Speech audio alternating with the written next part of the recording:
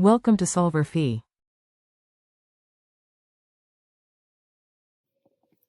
So Yummy Candy Company is considering purchasing a second chocolate dipping machine in order to expand their business, and the information Yummy has accumulated regarding the machine is in a table, and they estimate that they'll be able to produce more candy using the second machine and increase their annual contribution margin. And they also estimate that there will be a small disposal value of the machine, but the cost of removal will offset the value, and ignore income tax issues on your answers. So assume all cash flows occur at the year end except for initial investment. Um Initial investment account. Calculate the following for the machine. So the first one, we to calculate the net profit value. So the formula for net profit value is the present value of cash flows minus the present value of cash inflows minus present value of cash outflows. So for this, from the table, the NPV will be 110,400 minus 80,000, and the NPV will be 30,400. Now, further, the present value of the cash inflows and outflows will be calculated as the following. So the present value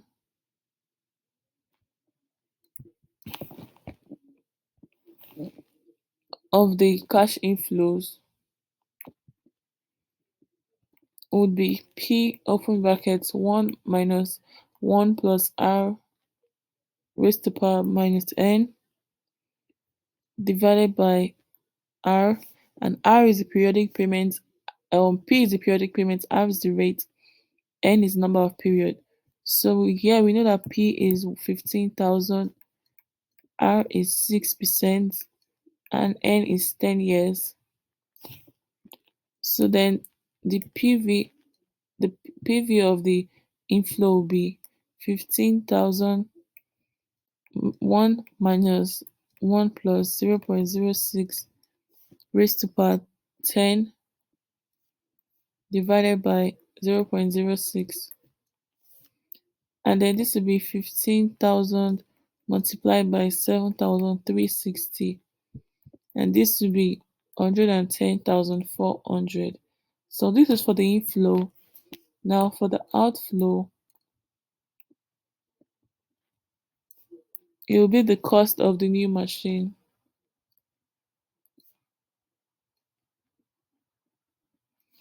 and that's equals to $80,000.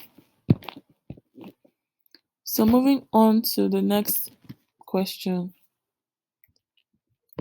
the payback period.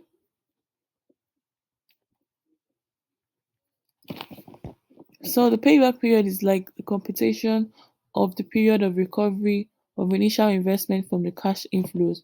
So the formula is initial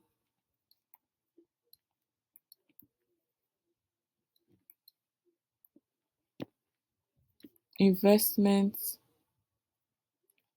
divided by the annual future cash flow inflows, and then this is equals to 80,000 divided by 15,000, and this equals to 5.33 years. So the payback period for the initial investment is 5.33 years. Now moving on to the next question. The discounted payback period.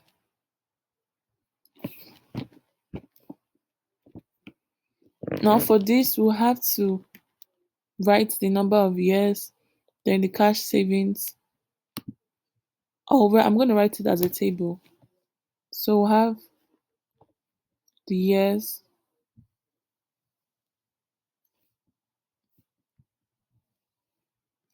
from 1 to 10.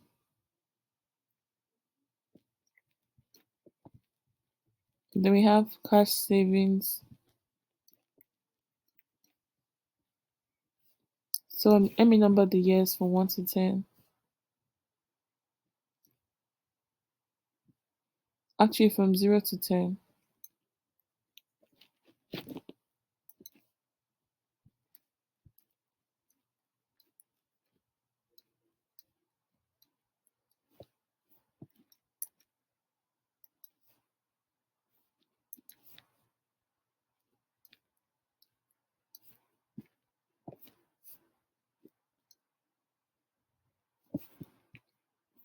And then the cash savings, we have 15,000 for everything.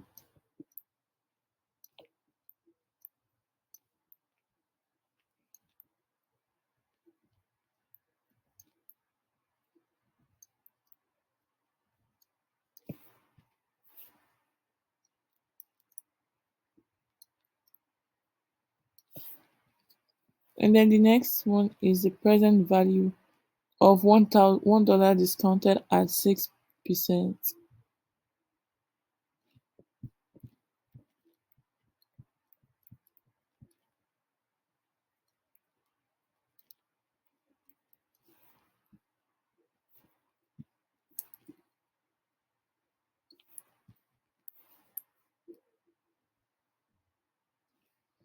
And then we have the discounted cash savings,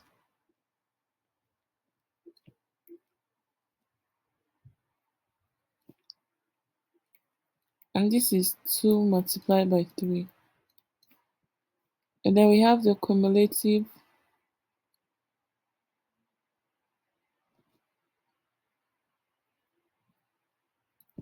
discounted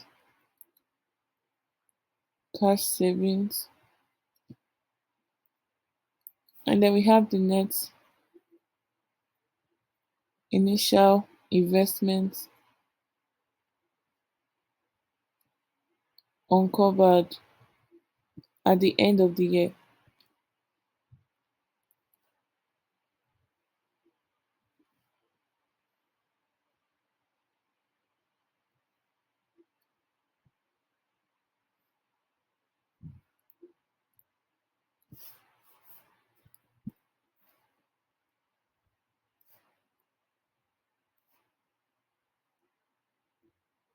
So for the present value of $1 discounted at 6%, this will be 0.943, this will be 0.89, this will be 0.84, 0.792, 0.747, 0.705, 0.665, 0.627, 0.592, and 0.558. Now for discounted cash savings, it would be the cash savings times the present value. So this will be,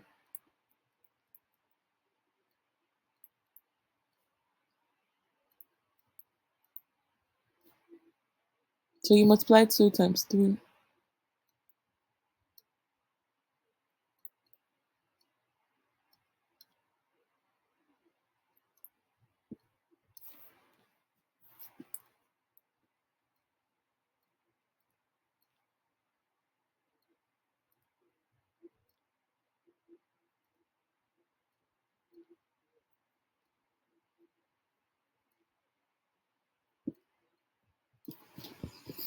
And then the discounted cash savings is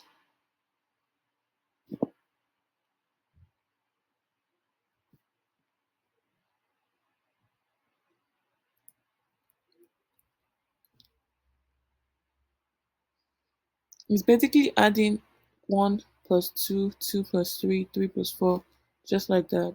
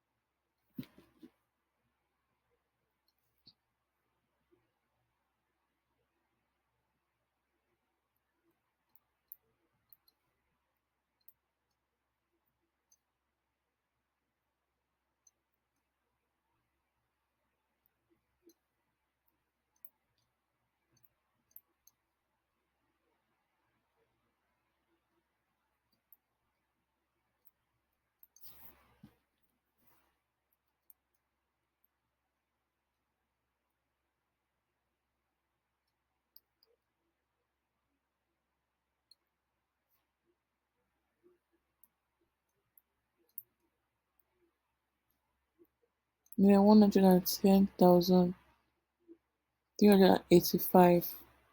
Now for the net initial investment at the end of the year, this will be 65,855. This is 52,505. This is 39,905. This is 28,025. This is 16,820. This is 6,245. And the rest is zeros. So we can tell that it's in the seventh year that the initial investment, if you scroll down, is fully recovered. So the initial investment is recovered around the seventh year, and the discounted payback period correlation will be calculated as so initial investment is recovered in year 7, and then the discounted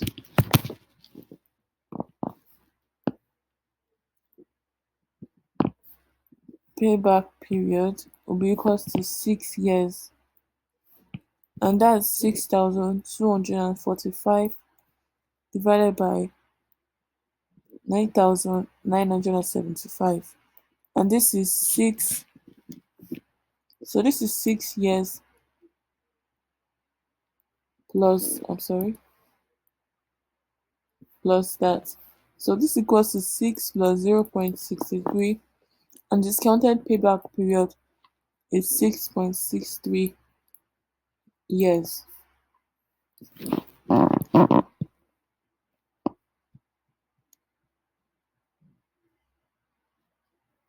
Now the next question,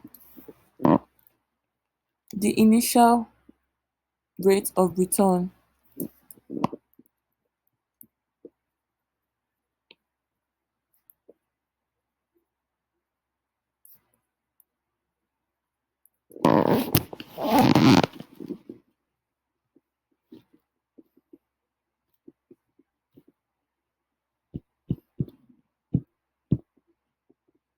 So this is the method to compute the internal rate where the NPV is 0. So the initial rate of return using the interpolation method would be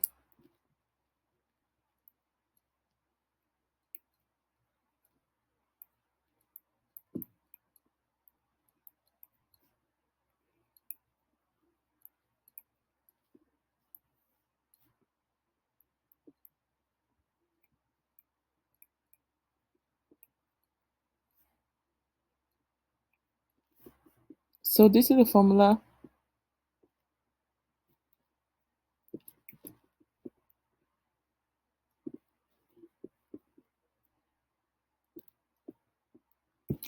and then this will be 10 plus 15 minus 10 multiplied by 12,175 divided by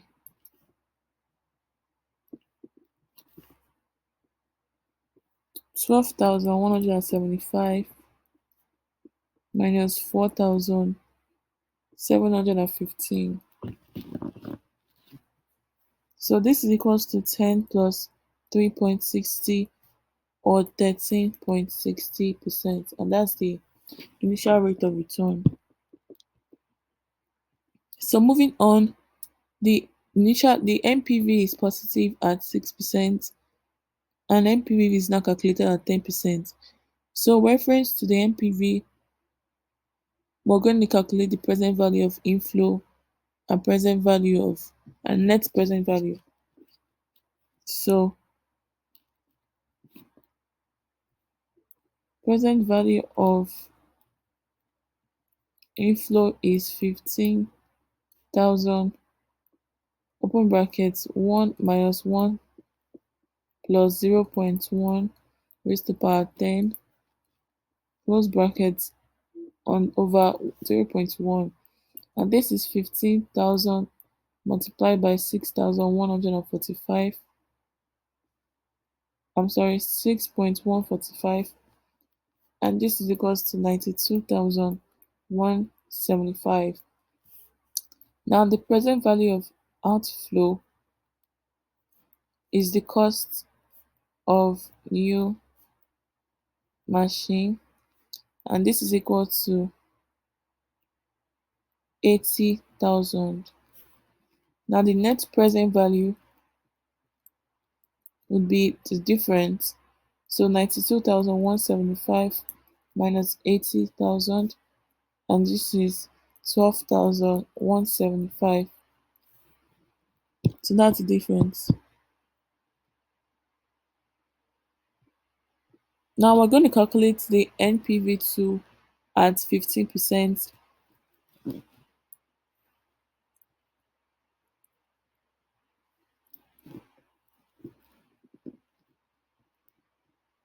So the present value of inflow would be 15,000 open brackets 1 minus 1 plus 0.15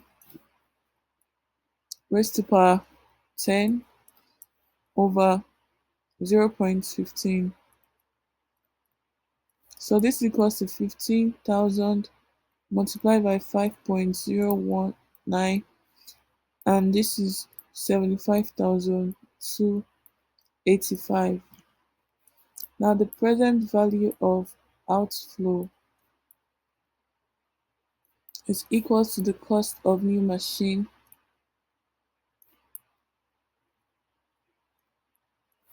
and this is equal to 80,000. Now the NPV will be the difference, 75,285 minus 80,000, and we can see it's a negative 4,715. So it is negative.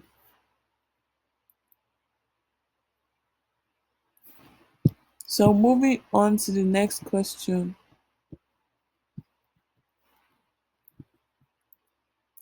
The accrual accounting rate of return based on the net initial investment. So we need to find the accrual rate of return.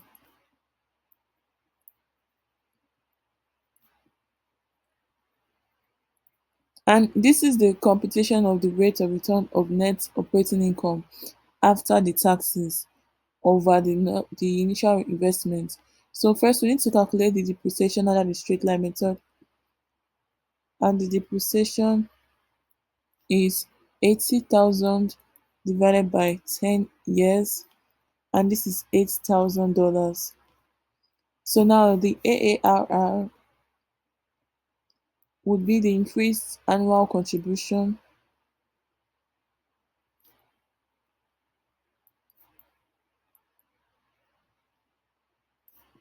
plus annual depreciation divided by initial investment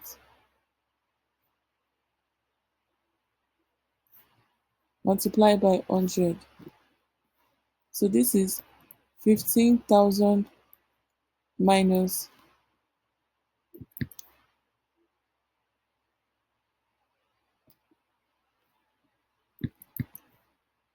15,000 minus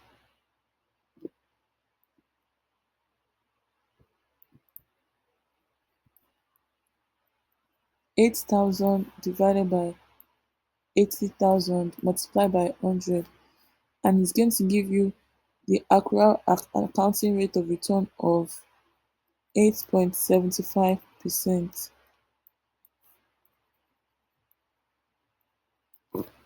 per year.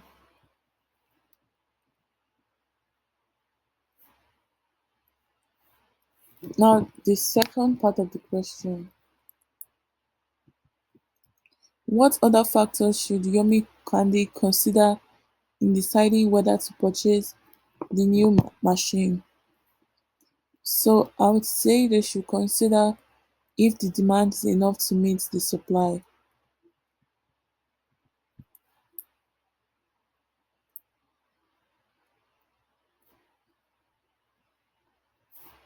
They should also consider availability of funds to purchase the machine.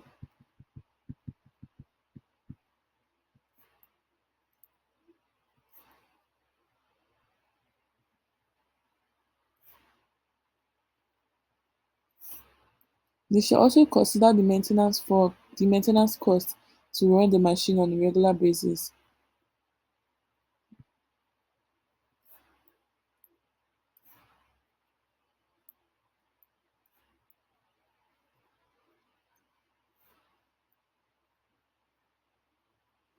And lastly, they should consider whether the technological obsolescence is expected in near future.